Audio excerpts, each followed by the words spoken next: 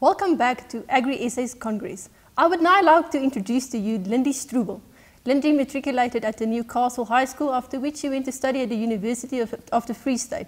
She graduated with a master's degree in agricultural economics, and after doing some work in America, she returned to academia, after which she went to the Netherlands to complete a postgraduate degree in agricultural economics. After this, she went to work for Agbus for 10 years as the head of agribusiness intelligence. In this space, she got a lot of experience in the policy environment and lobbied hard for government to create an enabling environment for the whole of the agribusiness sector. So, Lindy, welcome firstly from our side. Thank you for being here. Thank you very much, Yolanda. Lindy, I would like to structure our conversation around the value chain of the fresh produce industry. So, Lindy, coming firstly to the farmer, who's the price taker in this value chain, what has been the trend shaping the farmer's environment in 2020? I think the trends that we've been observing are the major trends over a couple of years already, not necessarily just the recent trends. And the one that immediately springs to mind is information, the use of information or data. Right on the farmer's level, information, whether it's the soil analysis, whether it's the plant protection, whether it's your forecasting of your harvest, right through to your market information, your logistics, and then information pertaining to the consumer. The consumer is very informed, sometimes disinformed, but they react because they are interactive. And that is a trend that's very, very determining to our farming sector. This leads us to a very important other trend, and that's technology.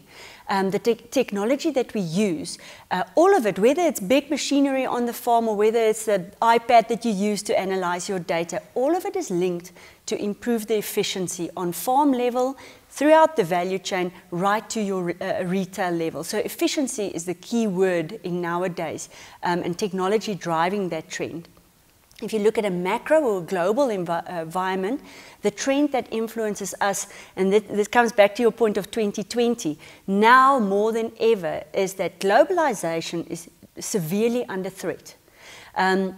We tend to think that's only for exporters, but it's not. We're very exposed to the importing environment as much as the exporting environment. And whether we agree to it or not, countries, especially after the COVID situation, have the intention to be more self-sufficient, both on import and export side, on product side. We need to be very aware of it, because this is going to impact the policies and the geopolitics. It's going to impact how we operate, and it's going to impact our trade and our operations quite severely. And then I think the last overarching trend that I want to highlight is the supply chain interruptions, and that's here to stay. Lindy, so building on that supply chain disruption, the one thing that we've realized across the agricultural value chain during especially this COVID period is the logistical vulnerabilities. Is that something that also played out in this industry? I think if there's one thing that the pandemic taught us, and that's how fragile the links are for the various sectors to operate and to trade. And that's the logistics part, those links that bring it all together. Whether it's an interruption at the port, whether it's the lockdown, movement of people that can't occur, all of that. Those links are really crucial in operating and trading at the end of the day. And I actually think going forward, at a board of directors meeting, or if it's a management meeting, or if it's an operations meeting, there's going to be a standing agenda point, and that's your supply chain interruption risk strategy. That means it's going to happen. The virus is not going to go away. The lockdowns are going to come and go. Pandemics are going to come again. We've only got a taste of what it's going to be like in future. You know it's going to come. Identify where the risk lies and what your strategy is. What are you going to do about it? Okay, so Lindy, domestically, the supply chain feeds largely in the domestic space into the fresh produce markets. How did these markets adapt to the changes given the COVID situation that we had this year? The fresh produce markets locally in particular was fortunately also essential service. So they were operational from day one in the lockdown, and they had to make the decisions and be very agile right from day one. So whether it's wearing of masks, which wasn't available right from day one, wearing of masks, managing the flow of people, managing the number of people, sanitizing, all of that, they had to adapt to that, to be able, because that's where people come together, negotiate prices and buy and sell. So that was very critical. I was very impressed by the reaction, and it showed you how agile and able our agents and some of the markets were to adapt to this. We saw, for instance, the example where the Tshwane market had a COVID case and they were closed for a few days, and where the RSA group, together with their partner FreshLink, within 2 days set up a whole new market in Midrand, and they were operational in 2 days. And that's the sort of agility that you needed in that for the fresh produce market to maintain. Yeah, so Lindy, moving on from the markets into the retail space, one of the things that we've seen over the year is the increased use of packaging. What was the other trends playing out in the retail space? The advantage that we have with the coronavirus is that this virus is not foodborne. And so and as the time developed, there was also some proof that the risk of getting the virus from packaging and even from plastic bags or containers were very low. But the point is the emphasis was so much on the handling and the hygienic management of food, of the distribution. And this was right through from on-farm level, whether you were packing, trying to reduce your number of engagement and touch points with the product. Your packaging was developed accordingly or applied accordingly rather. And this went through to your level in-store and your handling by customers, etc. The trends that we saw, again, the industry had to be agile. The industry had to adapt. So I know one of our local retailers commented during the lockdown, commented that if they would observe the trends on a Tuesday, right in the beginning, on the Wednesday, they will have to adapt their plans and their strategy to implement on the Thursday. And that's a 2-day turnaround for planning. In the beginning, it was towards bulk buying. People went a little bit on a crazy spending spree to get bulk products in their house to limit their store visits. So that sort of trend materialized in the packaging and in the way they handled the products. We see examples, for instance, in Europe, but this is a more expensive example, where packaging, wrapping of individual fruit, because people didn't want to handle the fruit that was perhaps handled by a previous customer. Individual wrapping, that sort of things, with eco-friendly and biodegradable, but that's very expensive solutions. There were solutions. In my view, the solutions and the reactions that we saw was very much due to the disruption. It's not necessarily trends that's going to persist. I think to a large extent, the trends that we've been seeing before lockdown, before the virus in the packaging environment are going to maintain. That's sustainability, eco-friendly, all of that. Better efficiency, like better packing, lightweight, that sort of initiatives. And then packing, supply-ready packing, whether it's for delivery at home. E-commerce is a trend. In South Africa, it was very reluctant to take off, but the doors are open now and it's happening. Are you packaging your products to be ready to deliver at home level? That's a sort of trends that we see that's going to persist. So Lindy, then coming to the consumer, moving away from the retail space, how has things changed over the last year in the South African environment especially, and compared on a global level? How do the way that we consume fresh produce in this country differ from other spaces at this stage? We don't differ so much. If we talk of health focus in the Western world, for instance, because the health focus is a very important factor to take note of. Health focus in the Western world is very much towards your superfoods, your high-end, high-quality and high-value product. Whereas in more developing areas, South Africa or Southern Africa for that matter, the focus will not necessarily be on the high-end product, but on getting fresh produce and good nutrition towards your consumers. When you have an economic downturn, you have a cash-strapped community, especially in our rural and poor areas, then they tend to fall back to their staples. The trick here is to get them to still eat healthy. So those trends are very important. Sustainability, again, very important in terms of the consumer. The consumer, after all of this and the origin of the virus that affected all of this disruption was because of the way the environment was managed. And people don't want to go back to the old ways. So sustainability and the consumer's focus thereon is going to increase significantly. Then, Lindy, in the South African context, the informal market also plays a critical role, especially in getting food into deep rural areas. What has been your experience around the informal market over the last few months? Very interesting. The informal market has played a very big role in our industry, but we don't recognize. And it makes me think of when, for some unfortunate reason, you will have your finger cut off. Then you only realize how much you needed your finger. And in this, I think in sometimes dooming regulations that we had in the lockdown, one of them was the banning of informal traders to operate. And then we realized with a shock how big a part of our supply channels they fulfill. And we realize how dependent the agri-sector is on our informal markets. We also realize what a critical role they play in supplying products to our mostly vulnerable communities, rural and poor communities on the street. So that is very important, and we had an emphasis on the realization of the importance that they play in our market. Then coming to the export market, this is obviously a big value market for the largest South African fruit industry especially. So where do you see us compete currently, and where do we want to go in the future? I think the export market, like you say, it's more the higher value products and the markets.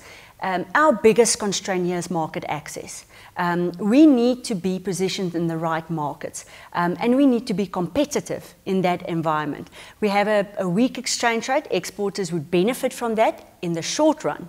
In the long run, our import side, our mechanization, all of that is getting more expensive and more expensive. We're getting uncompetitive in that role. So we need to look at it. We need to be more efficient. We need to have better information structures.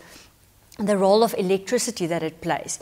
Again, the supply chain interruptions that I mentioned earlier. Those are the factors that's going to make us competitive or not.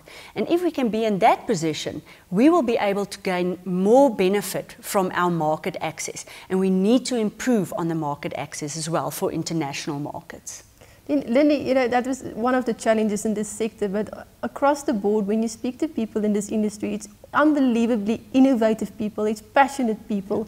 So I want to ask you, what are the things that's impeding growth, especially on a domestic level? What are the things that people are struggling with in this industry? Is it infrastructure? Is it transport? What is shaping the landscape?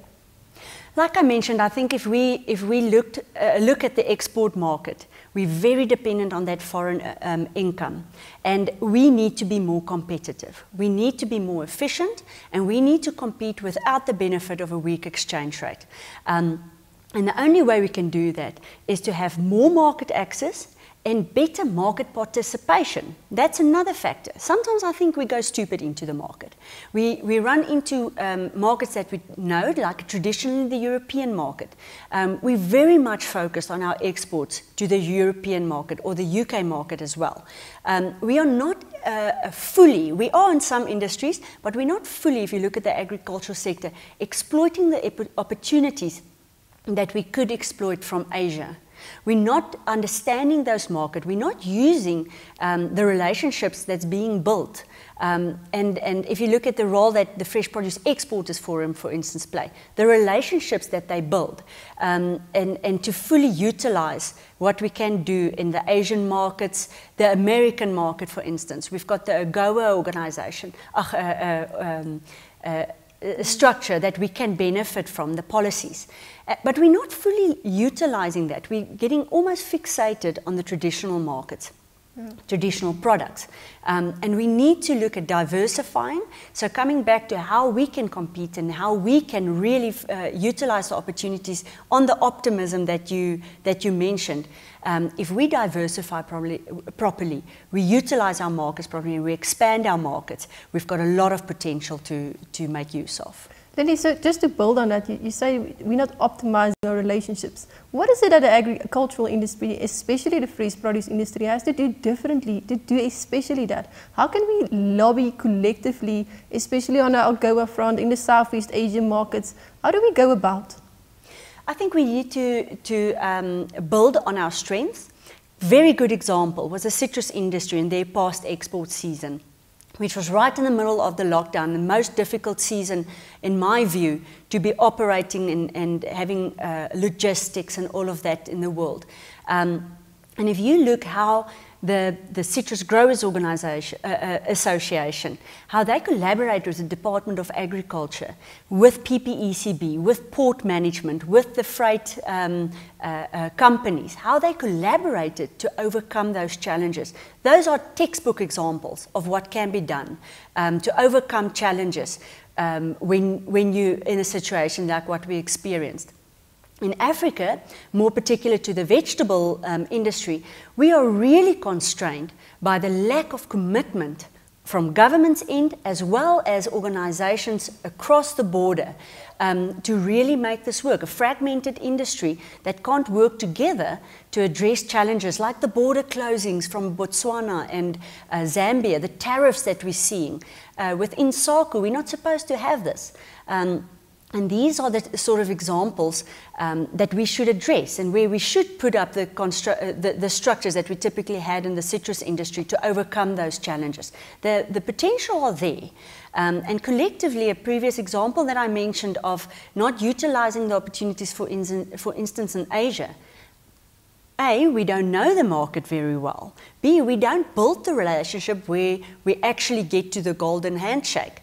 There's a lot to be done there. And collectively, we can overcome it. We can't do it in our individual way, and we have to work with government.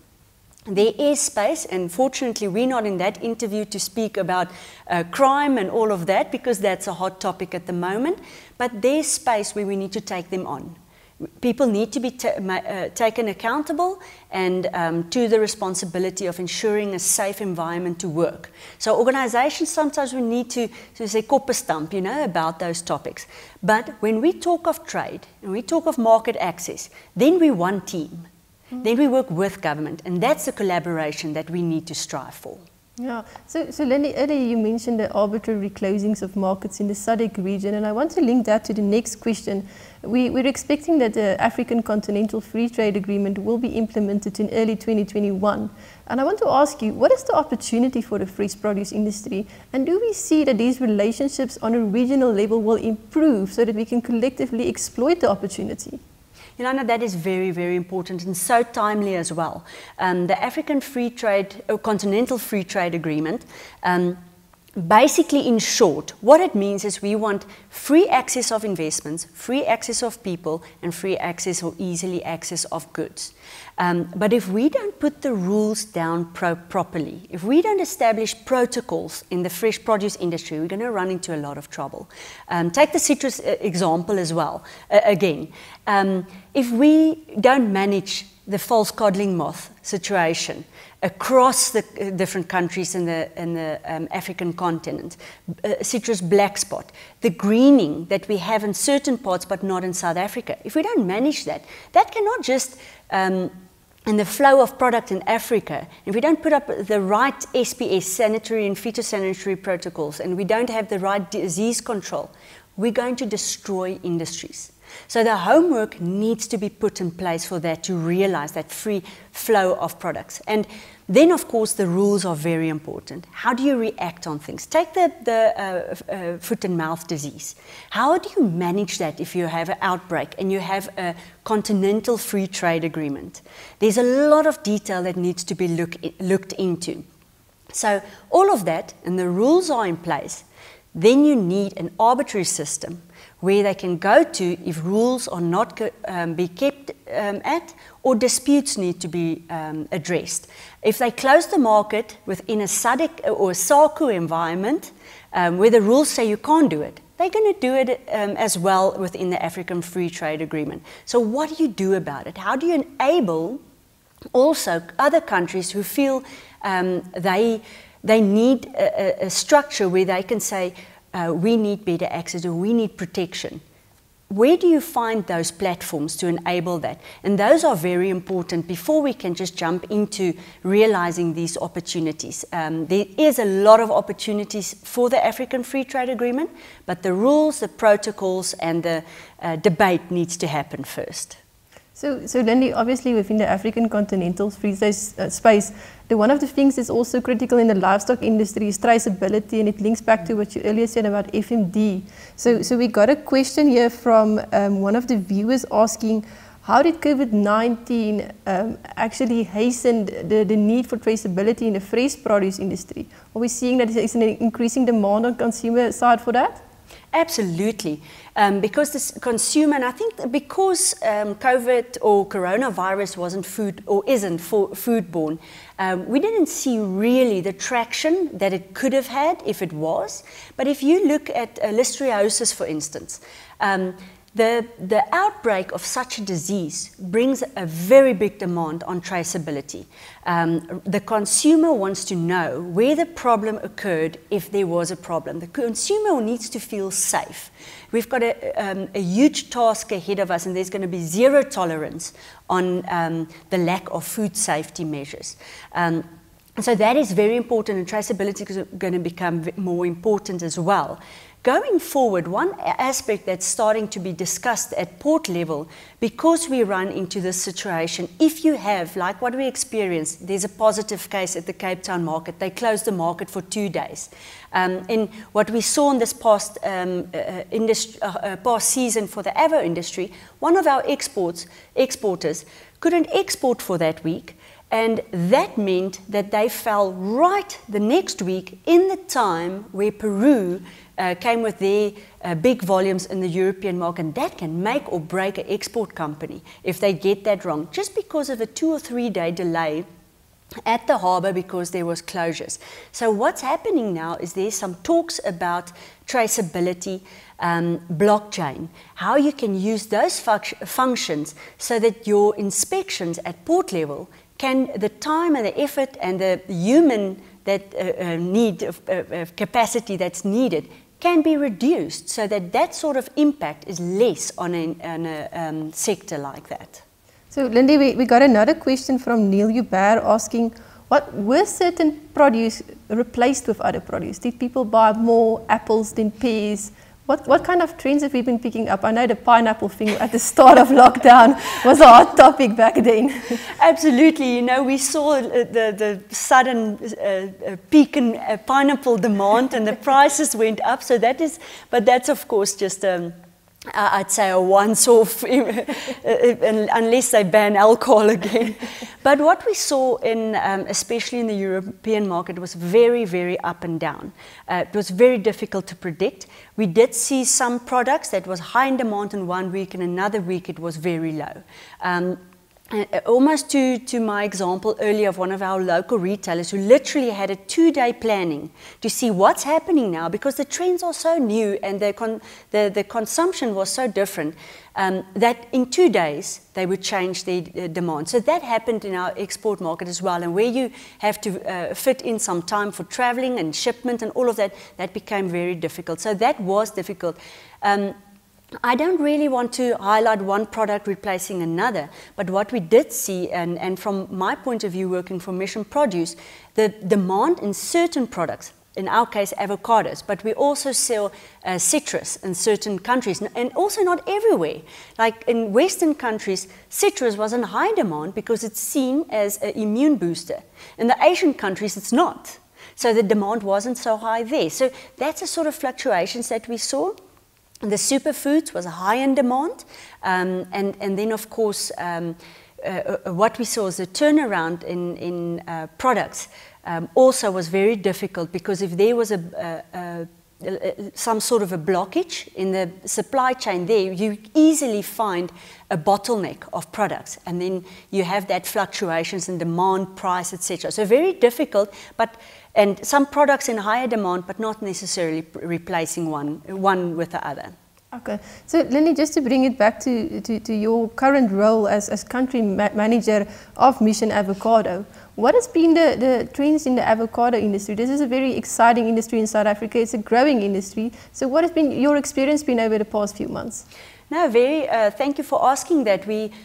Mission Produce is the world's largest avocado distributor and most advanced distributor across the world, with about 20% market share in the US and 80% market share on the ripe and ready in China. And then, of course, also selling in Europe. And what we saw now with the trends going, of course, as I mentioned earlier, we were in the right product because Avos was in high demand.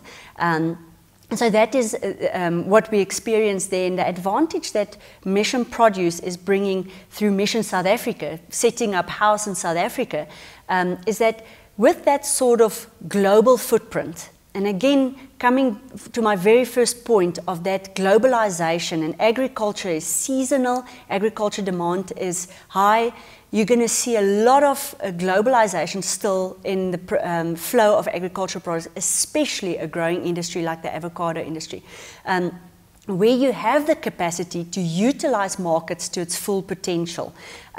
South Africa got the big constraint of competing with Peru in the European market.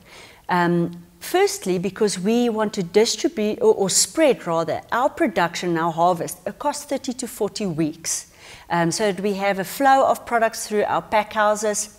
We maintain our retail programs and wherever the export market is. We're losing out on the potential when you have the critical mass. And the advantage that we, for instance, now see with Mission is that we can utilize the best times of the market. We come in on the early window of the export market when the fruit is ready, so that we don't compete with Peru. We collaborate with Peru on the markets, but then also positioning for the future for South Africa. The avocado industry, hopefully sooner than later, should have market access to the US and to China. And with Mission's positioning there, that's an ideal platform to almost, I use the word lightly, plug and play for the market, for our markets to participate there through the connections that we have with Mission.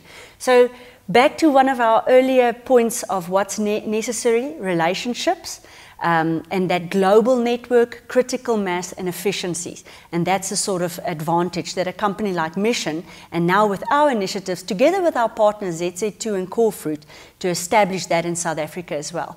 And in my view, in all the industries, especially the growing industries, we need more of those global partners. South Africa can't run by itself. We can't utilize our markets fully by ourselves. We need to build on those relationships and collaborate with global partners to really take us to the next level, like we're doing now with the avo industry. So, Lindy, we got another question from one of the viewers asking about food prices and the increase we've experienced during lockdown, and whether this will persist over the long term or will we see a recovery over the short term? That's always a difficult situation, because you know the situation of a high price, of a solution for a high price is a high price, because there's a supply response to it. In industries like the potato industry, they really had a difficult time because the closures of supermarkets made it very difficult. The demand immediately was next to zero, and that dropped the prices. So you had a lot of fluctuation in the prices because of it. Recovering now, of course, not just potato industry, but the general patterns as we see. So I don't think the high prices that we saw in certain cases because of interruptions, because of supply issues, all of that is going to maintain necessarily. I think we're going to fall back into our normal patterns of supply and demand and normal seasonality factors and issues like that. We have also learned valuable lessons going forward. For in case we run into a, I don't want to predict a second wave, but if we would run into situations like that again, we see it across the world, we will be ready again. Because if you saw when food service, catering, tourism, restaurants, all of that was immediately cut across the world, farmers need to make plans with their product. They had to use other packaging, other supply chain channels, because all of a sudden you had to move your products to different channels. And this time round, that had huge effects on prices, oversupply at some stage, undersupply at some stage. And those sort of problems, we've learned our lessons, and we will go into these sort of disruptions much more prepared. So I think it's going to normalize.